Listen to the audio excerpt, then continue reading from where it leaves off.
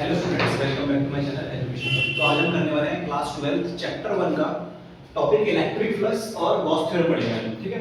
तो electric flux होता क्या है पहले तो ये देखते हैं। तो जैसे आपको फॉर्मूला देखा है, इलेक्ट्रिक फ्लक्स होता है हमारा E * A। E मतलब इलेक्ट्रिक फील्ड और एरिया वेक्टर होता है। तो इलेक्ट्रिक फ्लक्स ये बताता है कि कितनी इलेक्ट्रिक फील्ड एक टाइम पे एक एरिया से पास हो रही है।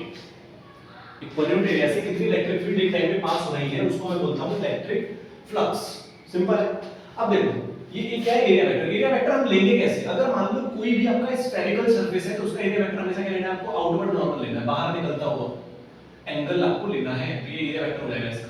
और अगर कोई प्लेन सरफेस है तो मान लो कि मेरी इलेक्ट्रिक फील्ड ये है, तो उसका एरिया वेक्टर कौन सा होगा? इलेक्ट्रिक फील्ड के साथ वो एंगल जो एक्यूट एंगल, इलेक्ट्रिक फील्ड के साथ एक्यूट एंगल जो बना रहा हो एरिया, उसी को एरिया वेक्टर बोलेंगे। ठीक है, यहां पे लिख देता हूं एक्यूट एंगल, इससे याद आ जाएगा आपको ये मैं क्या बोल रहा हूं, समझ में आया?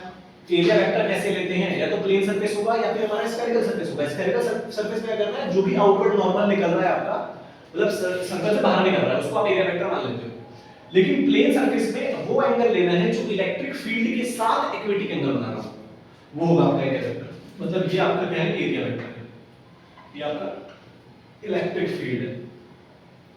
अच्छा, मैंने यहाँ पे cos यूज क्यों किया है ये हम बात करते हैं। देखो मैंने तीन सरफेस लिए, मैं बोल रहा हूँ कि या तो मेरा सरफेस बिल्कुल प्लेन, और प्लेन सरफेस है तो अगर मेरा ये इलेक्ट्रिक फील्ड है मान लेता हूँ तो, और यहीं पे मैं बोल रहा हूँ कि इसी जगह पे आपका क्या लग रहा है, या फिर यहाँ पे ऐसे बोल लो ये आपका लग रहा है एरिया वेक्टर है। तो इलेक्ट्रिक फील्ड और एरिया वेक्टर दोनों आपस में क्या है? पैरेलल है। जब कोई भी चीज आपस में पैरेलल है तो उसके बीच में कुछ एंगल बन नहीं रहा। तो यहाँ पे यानी कि थीटा की वैल्यू क्या होगी? 0 डिग्री होगी। जब थीटा की वैल्यू 0 डिग्री मैं पुट करूंगा तो cos 0 यानी कि 1 होता है, तो यानी कि ये आ जाएगा मेरा फ्लक्स का फॉर्मूला। तो यानी कि थीटा 0 डिग्री पे मेरे को मैक्सिमम फ्लक्स मिलता है। क्या मिलता है? मैक्सिमम फ्लक्स मिलता है। पर वहीं अगर मैं बोलूं कि ये इलेक्ट्रिक फील्ड है और ये मेरा एरिया वेक्टर है, तो एरिया वेक्टर इलेक्ट्रिक फील्ड के बीच में 90 डिग्री एंगल बन रहा है, तो cos 90 मेरा 0 होता है। तो यानी कि इस केस में मेरा इलेक्ट्रिक फ्लक्स जो होगा वो 0 हो जाएगा। तो यानी कि इस केस में मिनिमम मिलेगी मेरे को इलेक्ट्रिक फील्ड, या तो मैक्सिमम मिलेगी तो मिनिमम मिलेगी। पर इस केस में क्या, अगर मैं तिरछा ऐसे बना दूं तो ये इलेक्ट्रिक फील्ड है, तो मैंने बोला था कि इस केस में मेरे को क्या लेना पड़ेगा? कोई भी एक्यूट एंगल। तो मैंने एक्यूट एंगल ले लिया, मेरा ये एरिया वेक्टर है और ये इलेक्ट्रिक फील्ड है।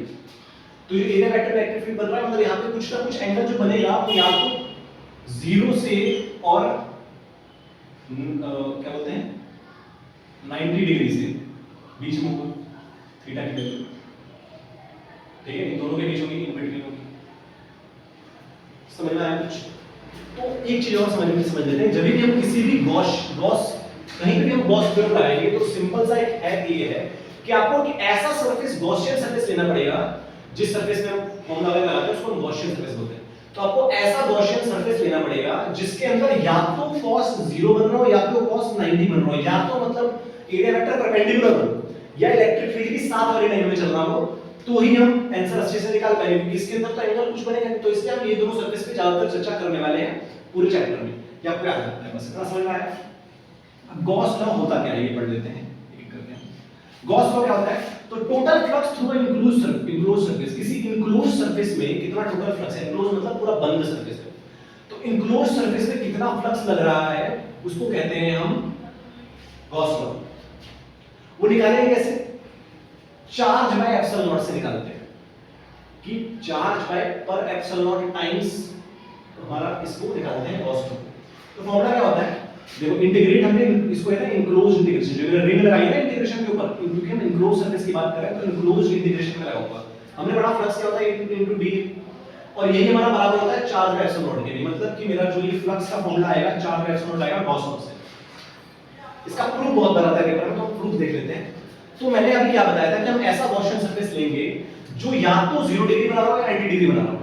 तो देखो मैंने यहाँ पे क्या लिया है, मैंने एक स्फेरिकल लिया है और मैंने बोलता है स्फेरिकल का कभी भी हम एरिया वेक्टर नॉर्मल आउटवर्ड लेते हैं, तो देखो मैंने बाहर की तरफ एरिया वेक्टर लिया है और मैंने जानबूझ के जिस साइड इलेक्ट्रिक फील्ड लग रही है ना मैंने उसी तरफ एरिया वेक्टर ds लिया है। एरिया वेक्टर है देखो क्यों लिया है मैंने, क्योंकि मैंने अभी बताया कि हमारे लिए इजी वही होगा या तो हम एंगल 0 लें या तो हम एंगल 90 डिग्री। तो यहाँ पे एंगल 0 बन रहा है तो हमारे लिए इजी रहेगा निकालना।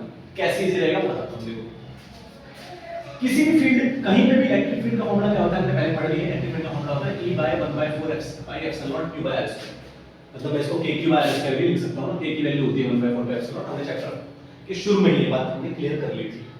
अब मैं बोल रहा हूं कि this field point radially outward at all point on S, मतलब ये जहां जहां क्योंकि इलेक्ट्रिक फील्ड सर्कल में हर दिशा में लगती है, और जिस जिस दिशा में इलेक्ट्रिक फील्ड लग रही है मैं उसी दिशा में क्या ले रहा हूं, एरिया वेक्टर ले रहा हूं, पॉइंट ऐसे समझ आ रहा है, हर जगह पर एरिया वेक्टर ले रहा हूं जहां जहां पे रखो, ठीक है। तो किसी भी एरिया के लिए इसका एंगल क्या 0 हो जाएगा, वो हमने बता बात करी थी, जहां जहां मैं इलेक्ट्रिक फील्ड ले रहा हूं उसी डायरेक्शन में एरिया वेक्टर ले रहा हूं, तो उस केस में दोनों पैरेलल है तो एंगल 0 बन रहा है, ठीक है।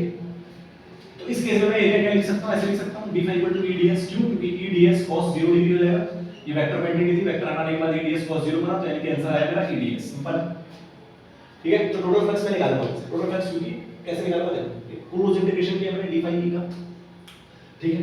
तो d phi e का जब इंटीग्रेशन कर रहा हूं तो phi e की वैल्यू क्या होती है मेरी, EDS होती है, अभी मैंने लिखा था EDS होती है phi e की वैल्यू, ठीक है।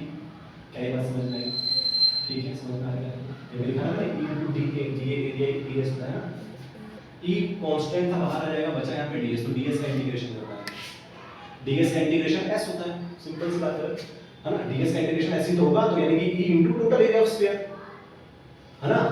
तो टोटल एरिया कितना है, अगर मैं पूरा एरिया वेक्टर ऐसे करके मिला दूं तो ये पूरा एरिया ऑफ स्फीयर नहीं बन रहा है, curve surface area of sphere, curve surface area of sphere क्या होता है भाई 4 पाई r स्क्वायर होता है, तो मैंने वही यहां पे लगाया हुआ है 4 पाई r स्क्वायर, e की वैल्यू मेरी 1/4 s0 क्यूब r स्क्वायर होती है, r स्क्वायर से r स्क्वायर घटा 4 पाई से 4 पाई घटा, तो मेरा total formula q by epsilon not इससे डिराइव हो गया, डेरिवेशन इज बहुत इंपॉर्टेंट है, तो this is a proof of Gauss law, note करें इसे, नोट करने के बाद आपको अच्छे से समझ आ जाएगा, ठीक है। तो हमने गॉस लॉ को पढ़ लिया, गॉस लॉ के ऊपर 3 डायरेक्शन टोटल आती है, चार्ज शीट की, नॉर्मल चार्ज शीट की कैसे होगी, फिर हमारा स्फेरिकल की कैसे होगी, ठीक है। उसके अलावा फिर हम चार्ज शीट के अंदर इंक्लोज्ड करेंगे तो कैसे होगी, उसके अलावा हमारा स्फीयर में 3 सरफेस का हमको निकालना होता है, तो ये हम अगली क्लास में करने वाले हैं, चैप्टर कंप्लीट हो जाएगा हमारा, ठीक है। चैप्टर की काफी वीडियोस मैंने डाल रखी है, मैंने डाइपोल मोमेंट डाल रखा है आपको, कूलम्ब्स लॉ भी मैंने करा रखा है आपको, कूलम्ब्स लॉ डाइपोल मोमेंट हमने कर लिया है, और हमने फिर आज हमने ये भी पढ़ लिया इलेक्ट्रिक फ्लक्स के बारे में, ठीक है। अब अगला लास्ट क्लास चैप्टर के मैं डालूंगा जिसके अंदर हम मोशन सरफेस के डेरिवेशन कर लेंगे, तो आपका चैप्टर 1 कंप्लीट हो जाएगा। 11 की भी चैप्टर 1 मैंने पूरा करा दिया है, तो चैप्टर 2 के भी मैं इंटीग्रेशन वगैरह डाल चुका हूं, तो चैनल को लाइक करें, सब्सक्राइब करें, बेल आइकन को दबाना, सपोर्ट करें, ठीक है। मिलते हैं नेक्स्ट वीडियो, जब तक के लिए जय हिंद।